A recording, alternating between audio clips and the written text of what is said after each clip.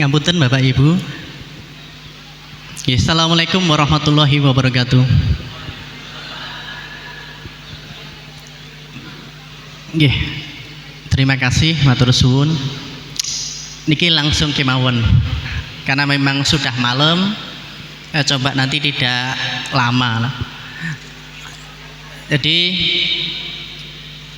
saya diberi amanah untuk mengungkapkan, menjelaskan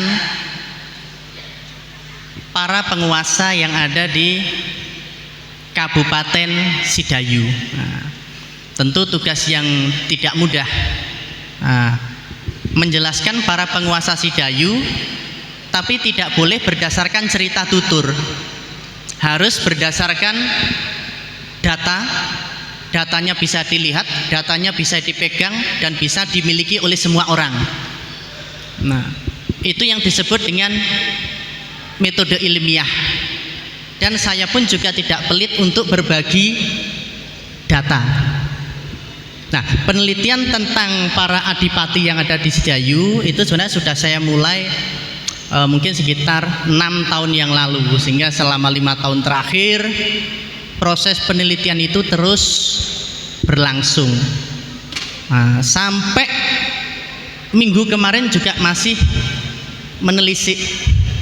Nah, dari sekian penelitian, kajian, ada banyak hal yang saya atau kita temukan, dan ini temuan yang mengejutkan yang bisa jadi selama ratusan tahun itu tidak pernah disampaikan kepada panjenengan. Bahkan bisa jadi para terahnya juga tidak tahu. Nah, dasar saya coba menggunakan pendekatan yang berbeda. Pendekatan berbeda, faktual. Untuk khusus penelitian ini saya gunakan 2 hal. Yang pertama itu sumber inskripsi yang ada di belakang Masjid Kanjeng Sepuh. Rupanya inskripsi itu jarang sekali dibaca, padahal itu bisa termasuk kategori sumber primer. Bahkan tidak hanya inskripsi, posisi makam itu juga menunjukkan silsilah. Posisi makam itu simbolitas silsilah. Bahkan kita bisa menyusun silsilah dari bacaan inskripsi yang ada di belakang Masjid Kanjeng Sepuh. Nah, itu sumber pertama. Sumber kedua, saya coba melacak silsilah. Saya kumpulkan silsilah-silsilah. Alhamdulillah saya dapat sekitar 5 silsilah yang ditulis oleh para keturunan Kanjeng Sepuh. Nah, silsilah ini menjadi silsilah yang pakem. Maksudnya begini, kalau ada orang mengaku keturunan Kanjeng Sepuh tidak memiliki 5, satu saja dari 5 ini bisa jadi gugur. Nah, silsilah ini belum saya berikan kepada pengurus, dan seakan saya dengan sukarela saya berikan. Silsilahnya tidak ditulis 2 tahun lalu, 3 tahun lalu, tapi ditulis setengah abad yang lalu, ditulis 100 tahun yang lalu. Jadi proses penulisan itu sudah dimulai ratusan tahun lalu. Nah, ini menjadi sebuah hal baru. Nah, mari kita coba buka sesama. Ini saya kasih judul Jejak Sejarah Para Bupati Kabupaten Sidayu. Nah, ini yang pertama. Jadi iya, yang sana tidak ini. Secara garis besar timelinenya, kalau kita berbicara Bupati Sidayu dapat kita bagi menjadi 2 dulu. Yang pertama adalah Bupati Sidayu yang ada di Sedayu Lawas atau Lamongan. Jadi sebelum pendoponya di sini, di Sidayu Gresik ini, pendopo Sidayu Kabupaten Sidayu itu ada di Sedayu Lawas, di desa Sedayu Lawas. Siapa saja bupati yang ada di sana, saya lacak ada 2 yang diketahui, tercatat di dokumen, yaitu Tumenggung Tirtowijoyo I dan Tumenggung Tirtowijoyo II. Tirtowijoyo I itu bapaknya, diteruskan oleh Tirtowijaya II. Nah, kemudian periode itu berakhir 1737. Nah, setelah itu para penguasa Sidayu beralih atau digantikan oleh Raden Temenggung Suroadiningrat. Kalau di dokumen, di arsip, di naskah itu hanya disebut Raden Temenggung Suroadiningrat. Angka 1, 2, 3 itu adalah rekonstruksi para sejarawan untuk memudahkan, karena semua dokumen menyebutnya namanya sama. Nah, itu kita perlu melihat mengapa sih harus dipindahkan ke sini. Itu menjadi pertanyaan kunci nanti membuka mengapa dipindahkan ke sini. Jadi pertama kali wilayah Sidayu tentu berada di bawah Mataram. Ini era Pakubuwono II. Di bawah Pakubuwono, jadi sebuah kerajaan itu kan ada faksi, sama dengan sebuah partai politik itu ada faksi gitu. Ada 5 faksi, tapi 2 yang paling kenceng faksi itu adalah Jayaningrat sama Cakraningrat. Tirtawijaya I, Temenggung Tirtawijaya II itu faksinya Jayaningrat dari Pekalongan. Itu satu klan dengan Bupati Tuban, Bupati Rembang, Bupati Pati, Bupati Tembak. Artinya Tirtawijaya dengan Bupati Tuban itu Bupati Trah Cina.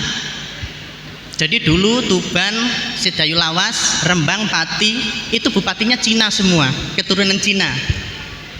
Musuhnya klan dari Cakraningrat. Nah, dari Madura. Nanti akan menurunkan Temenggung Suroadiningrat sampai dengan yang bupati terakhir. Nah, begitu wilayah Sidayu diberikan oleh Trah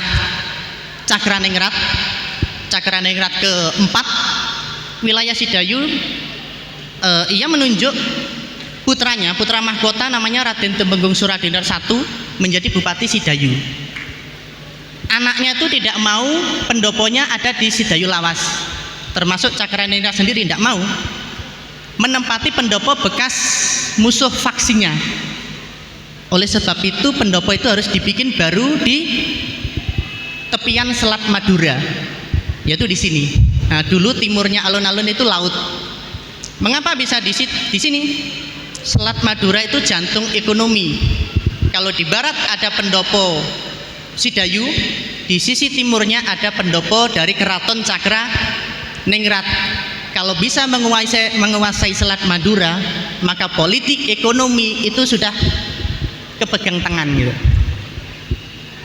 Nah, yang para bupati di sini itu masih kita bisa bagi menjadi 2 lagi, 2 periode. Yang warna putih itu adalah para bupati abad 18, jadi 1700-an. Yang sebelahnya itu bupati tahun 1800-an. Pak, mananya enak? Kalau yang kuning itu para bupati yang dimakamkan di belakang sini, belakang Masjid Kanjeng Sepuh. Tapi kalau yang putih itu tidak di sini. Nah, kemarin kita sudah nyekar ke beberapa makam bupati itu. Nah, saya bahas satu-satu bupatinya dan saya tunjukkan di mana makamnya. Yang pertama Raden Temenggung Suroadiningrat pertama, dikenal dengan Kromo Wijaya. Masyarakat Sidayu mengenal itu Kromo Wijaya, tetapi jenengan tahu makamnya di mana? Kalau orang Sidayu ditanya makamnya Kromo Wijaya ku ning ndi? Nah, jadi yang namanya Kromo Wijaya ini bupati pertama Sidayu yang ada di Sidayu Gresik, memerintah selama 8 tahun. Jadi beliaulah yang bangun pertama kali masjid ini, Masjid Sidayu, yang bangun alun-alun, yang bangun pendopo, yang bangun pelabuhan Sedagaran. Ya, ini Raden Temenggung Suroadiningrat pertama. Tentunya tidak semegah ini ya, posisinya masjid yang sederhana tapi sudah ada alun-alun. Inilah cikal bakalnya. Beliau itu putra mahkota, anak tertua dari Cakraningrat keempat. Nah, itu tadi kebijakannya. Nah, pada tahun 1745 beliau diangkat. Nah, diangkat itu untuk menggantikan ayahnya menjadi penguasa Madura. Nah, jadi nanti gelarnya adalah Cakraningrat ke-5. Nah, mengapa menggantikan bapaknya? Ya karena bapaknya memberontak pada Mataram, sehingga beliau diasingkan di Kapten Afrika Selatan, meninggal di Afrika Selatan. Namun selang beberapa tahun kemudian jasadnya dibawa ke Bangkalan dan dimakamkan di Bangkalan. Termasuk nanti Tumenggung Suro Adiningrat pertama ini yang kita sebut Kromo Wijoyo, itu makamnya ada di mana? Makamnya ada di Bangkalan. Itu clear, kemarin kita bersama tim sudah ke sana melihat langsung. Ini makam beliau. Nah, makam yang kita sebut Kromo Wijoyo, makam yang sing babat alas Sidayu Kota. Makamnya sangat bagus sekali. Nah, makamnya ada di Air Mata. Kalau Bapak Ibu pernah ziarah ke Air Mata, mungkin Bapak Ibu tidak sadar kalau di sana ada 2 Bupati Sidayu dimakamkan di sana. Bahkan semua keluarga Bupati Sidayu dimakamkan di sana. Ini tertulis jelas ada di papanya itu. Beliau wafat tahun 1770. Ini. Nah, setelah beliau tidak jadi Bupati Sidayu, siapa yang menggantikan? Nah, kita lihat Bupati kedua. Bupati kedua adalah Tumenggung Joyodirjo. Nah, siapa Joyodirjo? Joyodirjo itu anaknya Kiai Tumenggung Pusponegoro. Nah, beliau memerintah hanya 5 tahun. Jadi begitu Suro Adiningrat, karena dianggap keluarganya memberontak kepada Mataram, memberontak Pakubuwono, jabatan Sidayu itu akhirnya diserahkan pada terah lain, yaitu terah Pusponegoro. Nah, Pusponegoro menunjuk anaknya yang bernama Joyodirjo menjadi Bupati Sidayu. Nah, di sini ada inskripsinya. Nah, punika pakuburan Kiai Tumenggung Joyodirjo. Kalau jenengan masuk ke dalam, nisannya tertulis jelas Bupati Panagarit Sidoajeng. Dulu Sidayu disebut juga dengan Sidoajeng. Tertulis di nisannya dan tertulis di inskripsinya. Kalau jenengan ke Gresik, jenengan bisa nyekar ke makam Bupati Sidayu ini. Posisinya agak paling depan, menghadap ke selatan. Ini Bupati kedua Sidayu. Kemudian setelah 5 tahun, beliau digantikan oleh Tumenggung Suro Adiningrat kedua. Suro Adiningrat kedua ini putranya Kromo Wijoyo. Nah, jadi Kromo Wijoyo atau Suro Adiningrat pertama itu berhasil memulihkan kepercayaan Pakubuwono untuk meminta lagi Sidayu supaya dikembalikan ke terah Cakraningrat. Berhasillah ya. Kemudian ia menunjuk putranya. Ia memerintah cukup lama ini, 20 tahun. Dikenal pula dengan nama Raden Abdul Jamali. Kemudian beliau ini sempat menikah juga dengan Raden Ayu Galuh, putri Bupati Surabaya yang bernama Condronegoro. Namun sayangnya beliau wafat dan meninggalkan istri yang saat itu hamil. Ini tertulis di silsilahnya juga. Nah, sayangnya makam beliau ini belum diketahui pasti. Tapi dugaan saya, dugaannya hanya dugaan, makam beliau ada di Air Mata. Ini dugaan. Karena posisi saat beliau wafat, ayahnya Kromo Wijoyo itu masih hidup. Maka tidak mau biasanya ia akan ditarik kembali ke pusara astana keluarga besar. Karena Kromo Wijoyo masih hidup ya. Berikutnya Raden Tumenggung Suro Adiningrat ketiga. Nah, yang ketiga ini kita beruntung menemukan makamnya, menemukan nisannya juga. Beliau anak dari Kromo Wijaya juga. Karena kakaknya meninggal, maka posisi Bupati Sidayu digantikan adiknya. Beliau memerintah hanya 10 tahun di sini. Dikenal dengan nama Raden Tawangalun. Mungkin ada yang pernah mendengar Raden Tawangalun.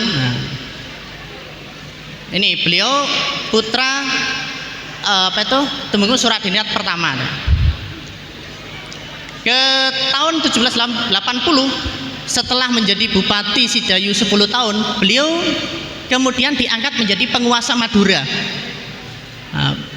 dengan gelar Panembahan Cakraningrat ke-7. Kemudian statusnya dinaikkan menjadi Sultan Madura pertama yang mengangkat Dendles sama Raffles pada tahun itu. Nah, ini adalah makam beliau, makam Bupati Sidayu ke-4. Aneh mungkin ya, Bupati Sidayu dimakamkan di sana, tapi ya itulah keadaannya. Nah, kemudian ini ada lagi Bupati ke-5, Raden Temenggung Suradiningrat ke-4, menjadi Bupati Sidayu 18 tahun, dikenal dengan Raden Panji Dewa Kusuma. Beliau diperkirakan wafat ini 1798. Nah, yang menarik menurut silsilah yang kita temukan di sini dicatat silsilahnya bahwa Suradiningrat ke-4 ini siding Ngawen, artinya sedo lan dikubur di Ngawen. Tidak ada lagi desa Ngawen itu selain yang sebelah selatan ini, yaitu di Ngawen Sidayu Pakuncen. Nah, ini menjadi bukti. Jadi maksudnya itu begini dulu, Pakuncen itu kayaknya direncanakan akan menjadi makam para adipati Sidayu dengan dimulai ini. Nah, direncanakan, cuma nampaknya tidak dilanjutkan karena bupati berikutnya justru dimakamkan di belakang Masjid Kanjeng Sepuh. Ini di silsilahnya bunyinya begini, dimakamkan di Ngawen. Nah, kita coba perhatikan nisan. Ini salah satu contoh nisan. Nisan yang ada di Ngawen, ini nisan Cakraningrat sama plek persis. Nah, hal yang tidak bisa dibantah. Maksudnya begini, makam di Ngawen kan terkenal dengan makam Mbah Sinari. Nah, tetapi bagi saya tidak begitu tertarik dengan Mbah Sinarinya. Saya justru tertarik dengan makam yang ada di luar, di sisi timur Cungkup dan di sisi barat Cungkup, karena itu menjadi dua blok, dua faksi yang berbeda. Makam di timur Mbah Sinari itu tipe-tipenya tipe Jawa, baik itu Pusponegoro, Demak dan lain sebagainya. Tapi makam yang ada di sebelah barat Mbah Sinari itu full tipe Madura. Maknanya begini, orang yang dimakamkan di sebelah barat Mbah Sinari itu sebagian besar adalah orang keturunan bangsawan Madura. Nisannya tuh sama persis plek, mulai nisannya, ornamennya dan lain sebagainya. Nah, mungkin kalau jenengan ke Mbah Sinari kan tidak memperhatikan hal-hal ini. Kalau saya memperhatikan gitu, corak nisannya sama plek, pasti ini diimpor dari Madura, bisa jadi. Karena ya kita belum tahu tokoh ini siapa ya, tapi dari kesamaan ini pasti ya seorang bangsawan. Nah, ini beberapa bentuk-bentuk nisan. Saya biasanya sering memotret nisan dan sedikit menerjemahkan apa itu nisannya gitu. Kalau ini tokoh penting, cuma ini saya hanya bisa membaca 3 baris karena baris keempat aus. Ini puniko pakuburan titik ki gitu aja. Jadi ada aksara yang aus. Tapi kemungkinan beliau juga seorang pejabat juga, cuma kita belum tahu karena posisi baris ke-4, 5 itu aus. Ini banyak, ini tipe Madura. Yang saya tunjuk ini tipe Madura, ini Pusponegoro, ini tipe Demak. Jadi di situ banyak tipe. Nah, ini yang menarik. Tadi sudah saya bahas 5 bupati yang makamnya ada di Bangkalan, di Pusponegoro, dan di Ngawen. Sekarang kita bahas makam yang ada di belakang. Nah, nanti panjenengan jangan kaget. Karena pendekatan saya adalah di inskripsi dan silsilah, maka apa yang saya utarakan bisa jadi berbeda dengan pemahaman selama ratusan tahun. Nah, ini kita coba, kita mulai dengan Kanjeng Kudus. Oke. Kalau secara urutan tadi, Kanjeng Kudus ini menjadi bupati ke-6. Nah, bupati ke-6 memerintah. Jadi sebelumnya itu beliau menjadi bupati di Kudus, berakhir 1798, kemudian dipindahkan ke Sidayu mulai tahun 1798.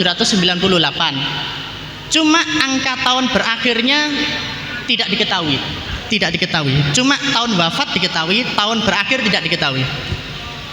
Dikenal dengan Kanjeng Kudus atau dalam silsilah disebut Raden Sumeru. Ini biasanya kita menyebut bupati pertama. Nah, perlu diingat, bupati pertama di sini adalah bupati pertama pada masa gubernemen. Gubernemen itu pemerintah Hindia Belanda. Kalau bupati sebelumnya yang 5 itu adalah bupati pada era Mataram sampai Company. Sehingga yang dimaksud bupati pertama ini adalah bupati pada masa pemerintahan gubernemen. Nah, beliau Kanjeng Kudus, kalau sebagian kan sudah percaya Kanjeng Kudus itu dari Kudus gitu ya. Kanjeng Kudus itu dari Kudus gitu. Bagaimana kalau saya membuat pendapat yang berbeda? Oke. Kanjeng Kudus itu cucu langsung dari Cakraningrat keempat. Beliau juga cicit Cakraningrat kedua. Dari mana saya dapat ini? Bahkan ibunya bernama Ratu Anom, ayahnya bernama Raden Surodiloyo, seorang patih Madura. Artinya apa? Kanjeng Kudus ini wis ibu Meduro, bapak Meduro, mbahe Meduro, buyute Meduro. Dari mana saya dapat info ini? Bentar, kalau ini surat ditulis oleh Kanjeng Kudus kepada gubernemen. Ini saya temukan surat dari Kanjeng Kudus berstempel, ditulis 1808. Ini dokumen penting ini. Nah, ini inskripsi di belakang Masjid Kanjeng Sepuh dan jarang sekali dibaca orang. Kita baca. Nah, inskripsi ini terdiri dari 3 bagian. Yang pertama la ilaha illallah Muhammad Rasulullah. Kemudian ada ini pegon, tapi bahasa Melayu. Yang ini Honocoroko, bahasa Jawa. Nah, yang saya tulis di sini bahasa Jawa. Kalau pegon lebih mudah pegon. Yang bahasa Jawa coba bunyinya begini. Kanjeng Raden Adipati Suro Adiningrat lahir wonten ing Panagari Madunten. Tulisannya begitu. Maksudnya bagaimana? Suro Adiningrat iku lahir neng Meduro. Artinya Kanjeng Kudus iku teko ndi? Iya Meduro. Iya. Tulisannya itu ada di makam. Ditulis ratusan tahun lalu. Ketika beliau wafat ditulis. Suro Adiningrat lahir wonten ing Panagari Madunten. Madura basa aluse Madunten. Gresik basa aluse Tandes, Surabaya basa aluse Suropringgo, Pasuruan basa aluse Pasedahan, Pamekasan basa aluse Pamelingan. Jadi nama-nama itu punya bahasa halus gitu, bahasa sastra. Diperjelas lagi. Siapa ayahnya? Nah, Kanjeng Kudus itu putranya Raden Aryo Surodiloyo Patih Madunten maneh. Diperjelas lagi siapa ayahnya. Ayahnya Patih Surodiloyo yang menjabat patih di Kerajaan Madura. Dijelaskan lagi ibunya. Siapa ibunya Kanjeng Kudus? Namanya Ratu Anom. Jadi inskripsi ini Tidak cukup itu, disebutkan nama kakeknya juga. Kakeknya siapa? Pak Kanjeng Pangeran Cakra Ningrat. Cuma di sini ia menyebutnya kaping 3, seharusnya 4. Tapi saya bilang tadi angka 1, 2, 3, 4 itu bikinan hari ini, bikinan hari-hari ini ya. Tapi yang jelas di situ ini clear, Kanjeng Kudus di nisannya itu menyebut siap ia lahir di mana, ayahnya siapa, ibunya siapa, kakeknya siapa. Siapakah Cakraningrat? Ia itu seorang penguasa di negara Madura, di Kutha Sembilangan. Jadi keratonnya di Sembilangan. Nah, kita lihat inskripsi. Jadi begini Bapak Ibu, inskripsi nisan itu tidak hanya menjelaskan siapa ia wafat, kapan ia wafat. Inskripsi nisan itu juga bentuk legitimasi. Legitimasi kekuasaan, legitimasi terah, legitimasi kewenangan. Maksudnya apa? Biar masyarakat juga dengan membaca itu mengakui siapa beliau. Jadi sebenarnya Kanjeng Kudus itu sudah menulis dirinya sendiri di situ. Sudah menulis. Nah, baru pada yang ini mengapa saya blok hijau? Hijau ini adalah pernyataan legitimasi. Nah, pernyataan legitimasi ki yo aku ki lho, wong tuaku iki, mbahku iki. Nah, itu legitimasi. Nah, hampir semua nisan bicara begitu. Baru paragraf kedua, beliau bercerita dirinya sendiri. Kita lihat Wahu tadi, Raden Adipati Suradiningrat jumeneng Bupati Panagari Kudus. Jadi diangkat menjadi Bupati Kudus tahun ini Alif 1699 Hijriah 1987 utawi tahun Walandi. Tahun Walandi itu tahun Belanda atau tahun Masehi 1773. Kemudian ini ing nalika dinten Ahad tanggal 12 bulan Muharram tahun 1725 ini hijrah itu tahun Hijriyah. Nyalih jumeneng Bupati ing Panagari Sidoajeng. Tahun segitu dipindah menjadi Bupati Sidayu. Kemudian ini pinuju dinten Kemis tanggal 28 wulan Dzulhijjah tahun Ehe 1740, Hijriyahnya 1228, Walandinya 1814. Surut itu wafat, meninggal. Surut kasareaken wonten ing Astana, wafat dan diistirahatkan di pemakaman.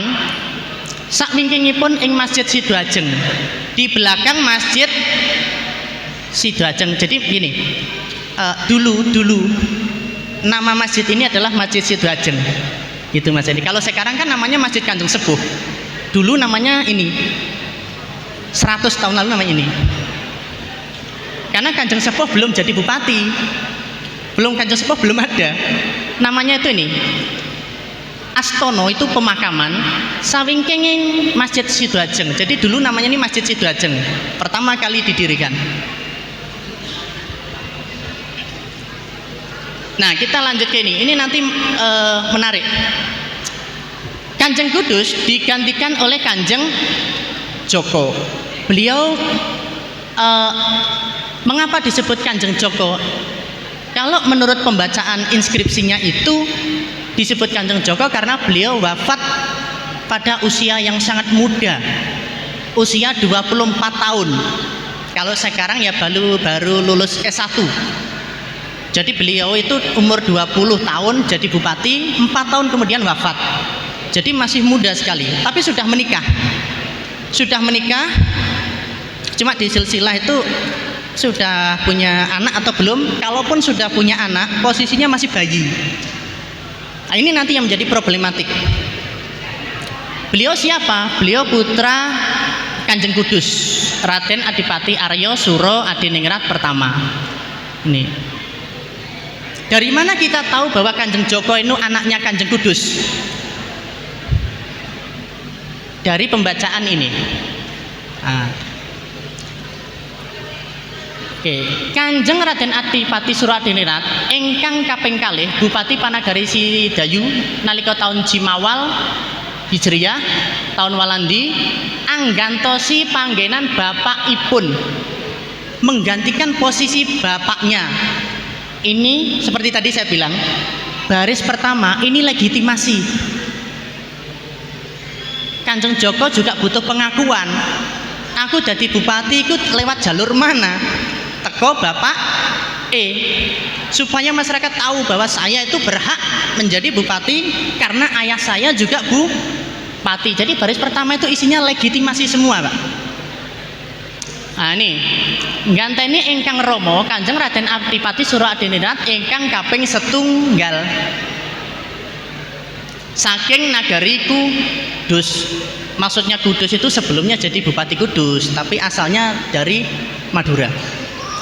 Punika putra patutan saking Mas Ajeng Tresnawati. Nah ini Kanjeng Joko itu tidak hanya menyebut ayahnya, tapi juga menyebut ibunya.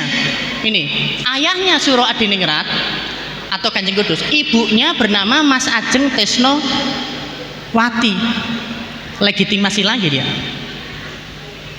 Lengkap ini, menyebut bapake, yo nyebut ibuke.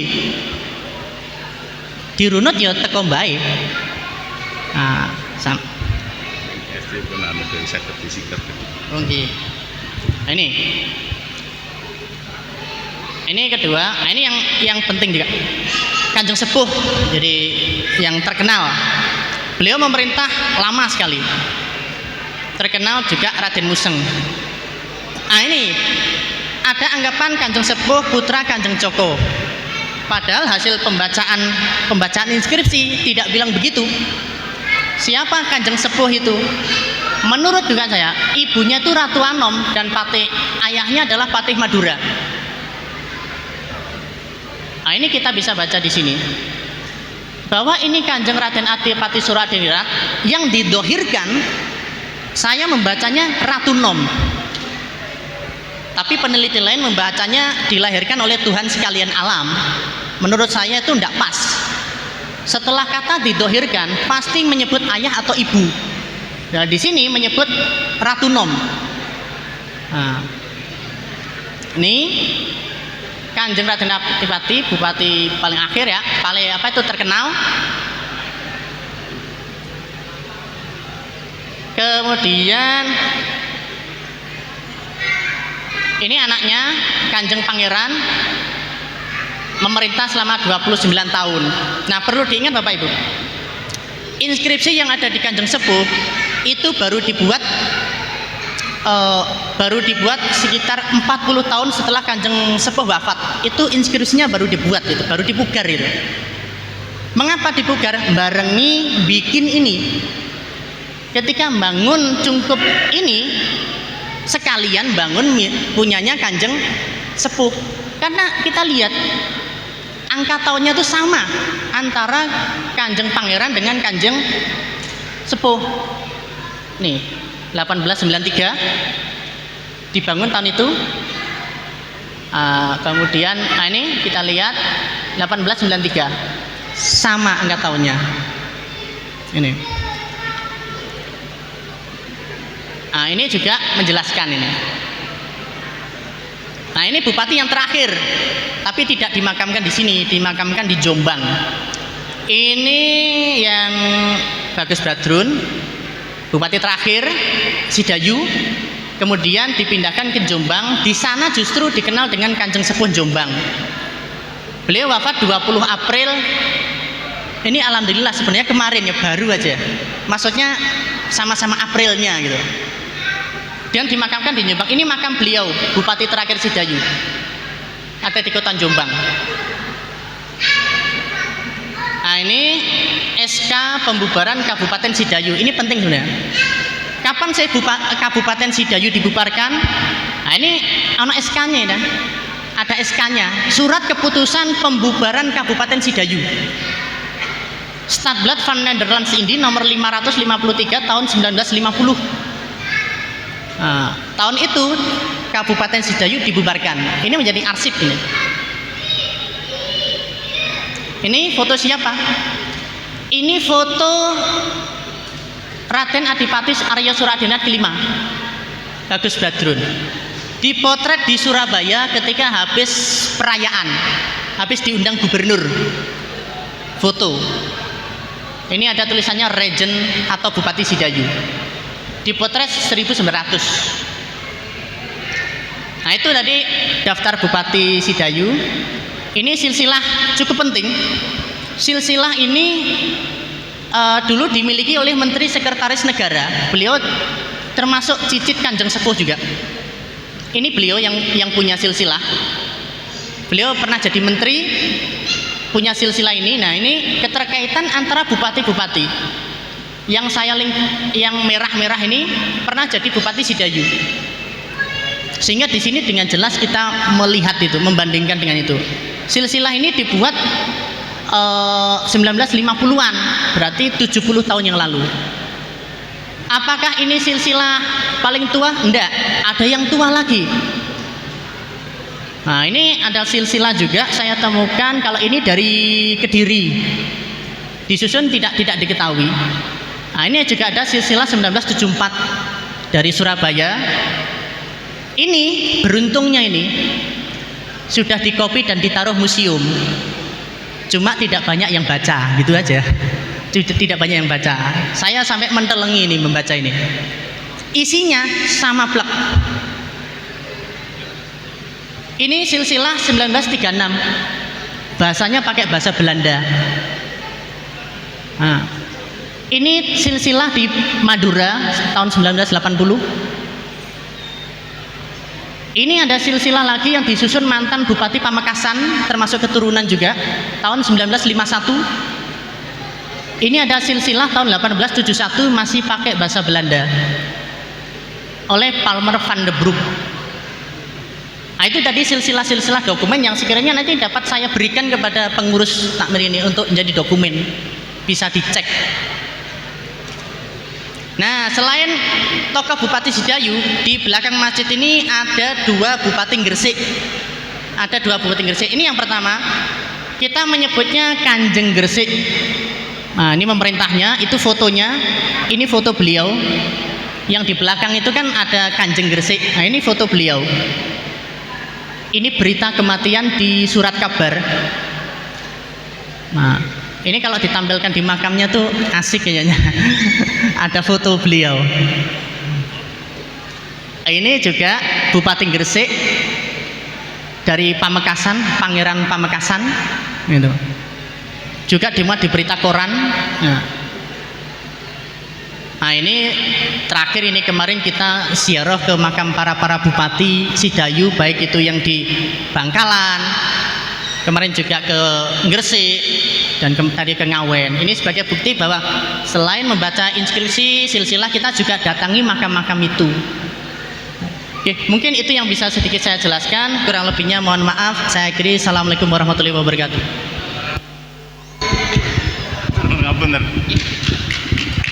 Alhamdulillah, para bapak, para ibu, sampun kita dherekaken paparan kajian sejarah yang telah disampaikan oleh Ustadz Eko Jarwanto. Mudah-mudahan bisa menambah pengetahuan kita tentang sejarah Sidayu beserta tokoh-tokoh adipati yang telah menjabat di Kadipaten Sidayu pada masa itu. Para bapak ibu sekalian yang kami hormati, acara salajengipun inggih menika doa takhtimul majelis ingkang badhe dipun pimpin panjenenganipun Romo Kyai Haji Muhammad Ma'ruf. Kangge kawula selaku pengantar lan pembawa acara, ada kurang lebihnya kami berkata-kata, kawula nyuwun agungipun pangapunten dumateng panjenenganipun Romo Kyai Haji Ma'ruf wekdal kawula aturaken kala akhirih dinas shiratal mustaqim. Wassalamualaikum warahmatullahi wabarakatuh.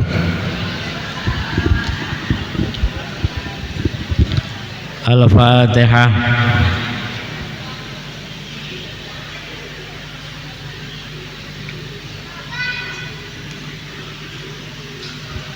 Allahumma salli ala Sayyidina Muhammadin salatan tunjina biha min jamil ahwali wal afat wa taqdilana biha min jamil hajat wa tutahhiruna biha min jamil syai'at wa tarfa'una biha indaka ala darajat wa tuballighuna biha asal ghayati min jamil khairati fil hayati wa ba'dal mamat Allahumma ahsin akibatana fi umuri kulliha wa ajirna min khizyid dunya wa adzabil akhirah.